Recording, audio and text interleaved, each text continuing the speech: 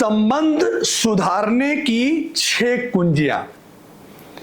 आज की डेट में जब से ये सोशल मीडिया आ गया है, लोग यूट्यूब, फेसबुक, इंस्टाग्राम, धारावाहिक, व्हाट्सएप, रील देख देख करके लोगों का तो दिमाग ही खराब हो गया है। और हालात ऐसे बन चुके हैं कि आज की डेट में बाप बेटे का संबंध टूट रहा है, पति पत्नी का संबंध टूट रहा है। अगर आप कचहरी में चले जाएं तो सबसे ज्यादा जो मुकदमे आप पाएंगे वो डाइवोर्स के मुकदमे चल रहे हैं। सालों साल से लोग डाइवोर्स के मुकदमे लड़ रहे हैं। सबसे ज्यादा मुकदमे जो कचहरी में आज की डेट में है। तो पति पत्नी के संबंध आज मधुर नहीं है, बाप बेटे का संबंध मधुर नहीं है, भाई भाई का संबंध मजबूत नहीं है, बाप बेटी के संबंध मजबूत नहीं है, बहन भाई के संबंध मजबूत नहीं है, और यही अधिकारी और कर्मचारियों के भी आपस में संबंध मजबूत नहीं है। तो संबंध जो है ये दिन प्रतिदिन एक दूसरे के बीच में बिगड़ता जा रहा है। और बताया जाता है कि दुनिया का जो सबसे बड़ा धन है वो है संबंध।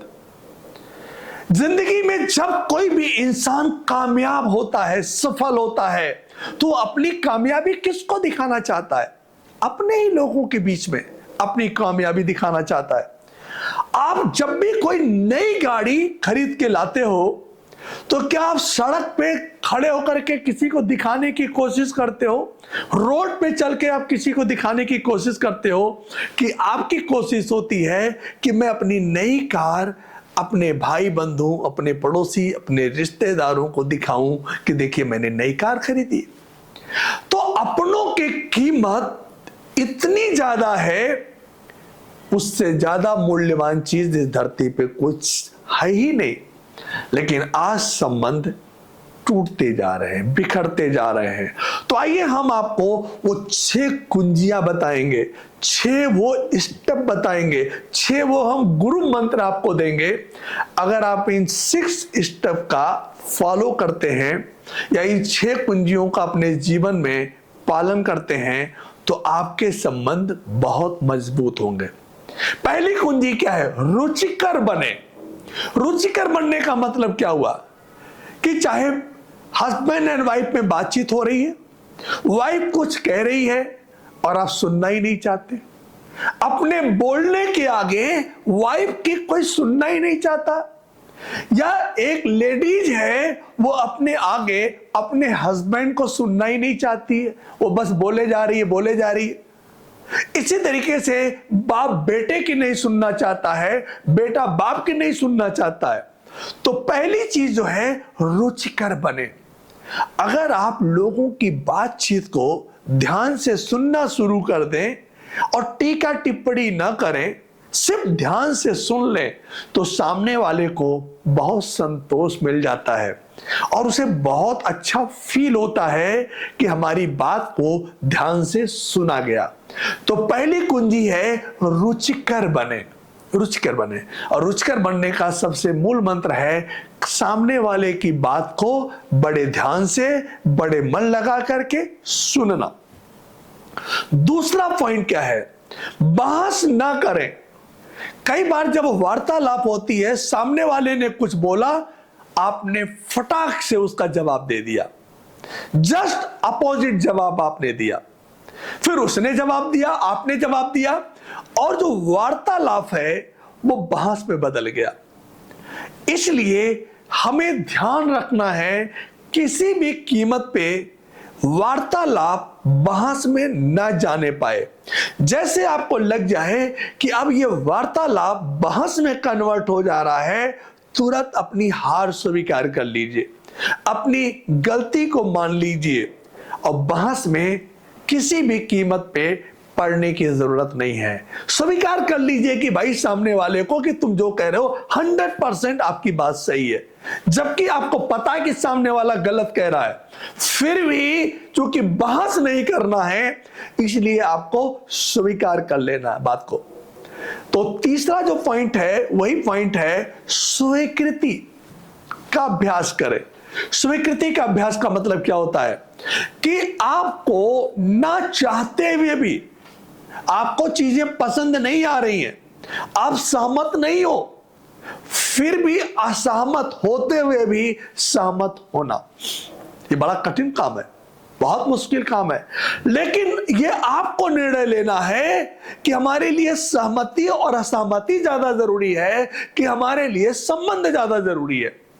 यदि आपके लिए संबंध ज्यादा जरूरी है तो असहमत होते हुए भी आपको सहमत होने का ढोंग रचना पड़ेगा, नाटक करना पड़ेगा, मतलब सहमत हो जाइए, जबकि आप अंदर से सहमत नहीं है, लेकिन संबंधों को बचाने के लिए ऐसा करना पड़ेगा।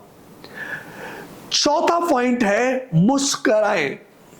जब भी कोई सामने वाला आदमी बातचीत करता है और बातचीत में आपको कोई बात बुरी लग जाती है, आपकी भ्रुकुटी टल जाती है, या आप उसकी बातचीत को अच्छे से नहीं सुनते हो और आपको अंदर अंदर गुस्सा आने लग जाता है, तो सामने वाला समझ जाता है कि आप उसकी बात को ध्यान से नहीं सुन रहे हो। इसलिए आई कांटेक्ट मिला के, आंखों में आंखें डाल करके मुस्कुराते हुए बातचीत करनी चाहिए। कोई आदमी कितनी बुरी बात आपको बोले, फिर भी आप मुस्कुराइए, और मुस्कुराहट भी इस तरीके से नहीं होनी चाहिए कि वो व्यंग वाली मुस्कुराहट हो। मुस्कुराहट ऐसी बिखेरनी चाहिए कि सामने वाले को गुड फीलिंग हो, उसको अच्छा लगे, उसको गुड फीलिंग आए। पांचवी चीज है कृतज्ञता का नजरिया। हमेशा हमें एक चीज ध्यान रखना है कि इस संसार में कोई भी व्यक्ति परफेक्ट नहीं पैदा हुआ है, यहां तक कि भगवान भी परफेक्ट नहीं है, कोई भी परफेक्ट नहीं है।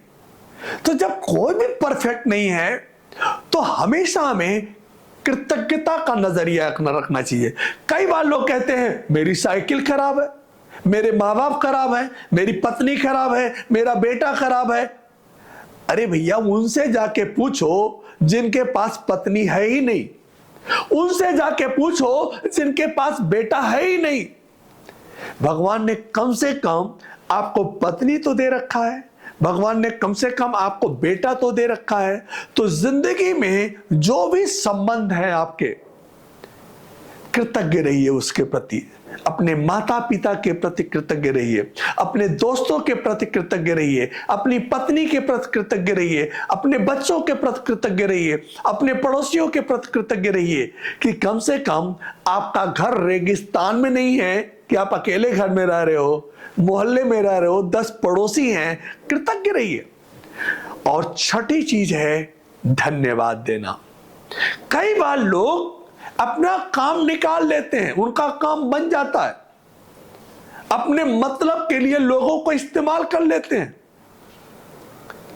अपनी मनचाही चीजों दूसरों से करवा भी लेते हैं, लेकिन एक शब्द जो है बोलने में लोगों को वर्षों लग जाता है। एक शब्द है जो लोग बोलना ही नहीं चाहते, वो शब्द है थैंक यू। थैंक यू शब्द अगर हम अपने जीवन में छोटी छोटी चीजों के लिए धन्यवाद शब्द का इस्तेमाल करना सीख लें, तो ये हमारे संबंधों के लिए बहुत बड़ी कुंजी है, बहुत बड़ा रोल अदा करता है थैंक यू शब्द। जैसे बहुत अच्छा आपके घर में वाइफ ने खाना बनाया, थैंक यू, बहुत अच्छा खाना आज बनाई हो, आज तुम बहुत खूबसूरत लग रही हो, थैंक यू, कितनी बढ़िया चाय बनाई हो। छोटी छोटी चीजों के लिए तारीफ करना, और जब भी आपके लिए कोई छोटा मोटा भी काम करे तो उसके लिए थैंक यू। कोई कुर्सी हटा दे, थैंक यू बेटा तुमने कुर्सी हटा दिया।